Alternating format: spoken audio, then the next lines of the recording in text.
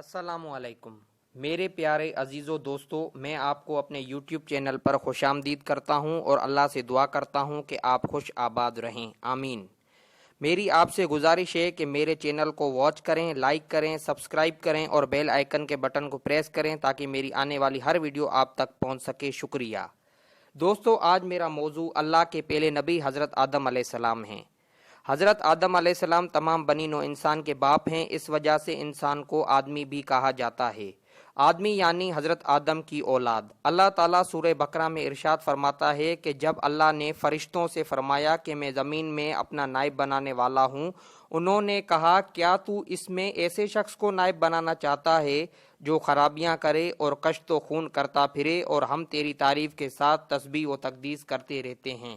اللہ تعالیٰ نے فرمایا میں وہ باتیں جانتا ہوں جو تم نہیں جانتے۔ قرآن پاک میں ایک اور جگہ ارشاد باری تعالیٰ ہے میں زمین میں خلیفہ بنانے والا ہوں، یعنی اللہ تعالیٰ نے آدم علیہ السلام اور ان کی اولاد کی تخلیق کا ارادہ ظاہر فرمایا۔ اللہ تعالیٰ نے آدم علیہ السلام کو فرشتوں پر علمی برتری دی اور ان کو وہ سب نام سکھا دیے جن سے فرشتے لا علم تھے۔ اس سے ظاہر ہوتا ہے کہ اللہ نے جو فرشتوں سے فرمایا جو کچھ میں جانتا ہوں وہ تم نہیں جانتے، اس بات میں یہ حکمت تھی کہ اللہ تعالیٰ انسانوں میں اپنے انبیاء، اولیاء، شہداء، صدیقین اور نیک پاک لوگوں کو پیدا کرے گا جو کہ اللہ کی ہر مخلوق سے افضل ہیں، اس لیے انسان کو اشرف المخلوقات کا لقب ملا۔ سورہ آل عمران میں ارشاد ہے عیسیٰ کا حال اللہ کے نزدیک آدم کا سا ہے کہ اس نے پہلے مٹی سے ان کا قالب بنایا، پھر فرمایا کہ انسان ہو جا تو وہ انسان ہو گئے۔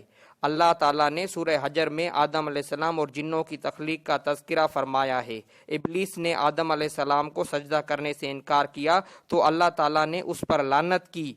ابلیس نے لعنتی قرار پانے پر بنی آدم کی دشمنی کا اعلان کر دیا اور اللہ تعالیٰ سے تا قیامت مہلت طلب کی تاکہ بنی آدم کو گمراہ کر سکے، لیکن اللہ تعالیٰ نے فرمایا جو میرے نیک بندے ہیں ان کو گمراہ کرنے کی قدرت تجھ میں نہیں۔ حضرت ابو موسیٰ اشعری سے روایت ہے کہ نبی کریم صلی اللہ علیہ وآلہ وسلم نے فرمایا اللہ تعالیٰ نے آدم علیہ السلام کو تمام زمین سے جمع کی گئی مٹھی بھر خاک سے پیدا فرمایا۔ آدم علیہ السلام کی اولاد بھی طرح طرح کی مٹی کے مطابق پیدا ہوئی، ان میں سفید فام بھی ہے، سرخ بھی اور سیاہ فام بھی، اور ان کے درمیانی رنگوں کے بھی اسی طرح نیک اور بد، نرم خو اور سخت طبیعت اور درمیانی طبیعت والے۔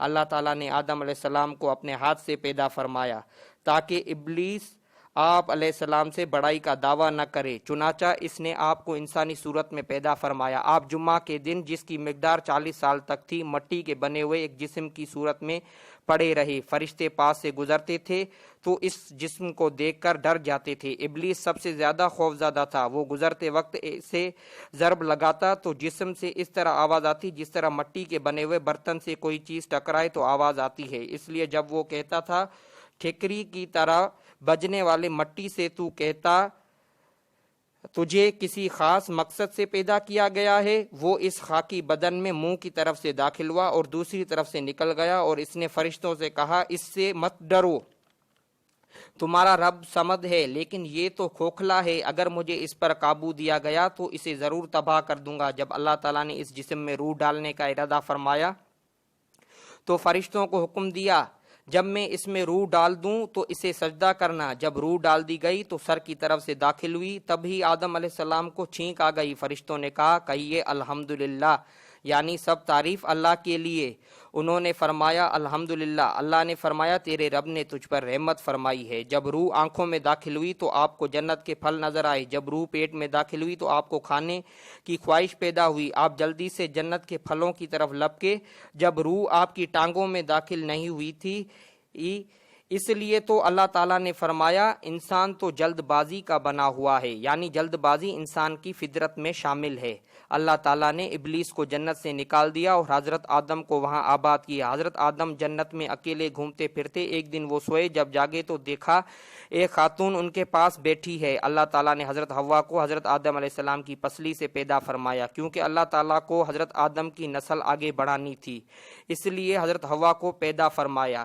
چونکہ حضرت حوا حضرت آدم کی بائیں طرف والی چھوٹی پسلی سے پیدا ہوئیں، اللہ تعالیٰ نے حضرت حوا کو جنت میں رکھا اور ان دونوں سے فرمایا جو چاہو بے روک کھاؤ پیو، بس ایک درخت کے پاس نہ جانا یا اس میوے یا پھل کو مت کھانا۔ ابلیس نے حسد میں آ کر حضرت حوا کو برگلایا اور حضرت حوا کے ذریعے حضرت آدم کو اس درخت کا پھل کھانے پر مجبور کر دیا۔ حضرت آدم اور حضرت حوا نے وہ پھل کھا لیا۔ اللہ تعالیٰ نے نافرمانی کی سزا دیتے ہوئے حضرت آدم اور حضرت حوا دونوں کو جنت سے نکال دیا اور محدود مدت کے لیے اس دنیا میں بھیج دیا۔ حضرت آدم اپنی اس غلطی کی وجہ سے 300 سال تک روتے رہے اور توبہ کرتے رہے۔ بالآخر اللہ تعالیٰ نے آپ کو معاف کیا۔ حضرت آدم اور حضرت حوا کی کثیر اولاد پیدا ہوئی اور آپ کی نسل آگے بڑھی۔ آپ کی اولاد میں حضرت شیس علیہ السلام اور حابیل اور قابیل مشہور ہیں۔ آدم علیہ السلام کو صفی اللہ بھی کہا جاتا ہے، یعنی اللہ کا صفی۔ حضرت آدم علیہ السلام کا قدم مبارک سری لنکا میں ہے۔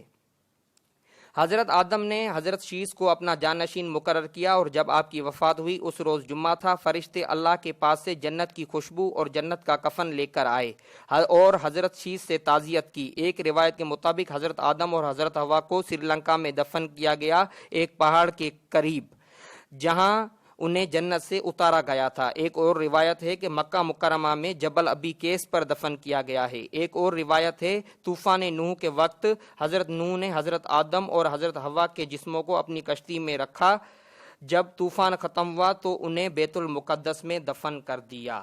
اللہ حافظ۔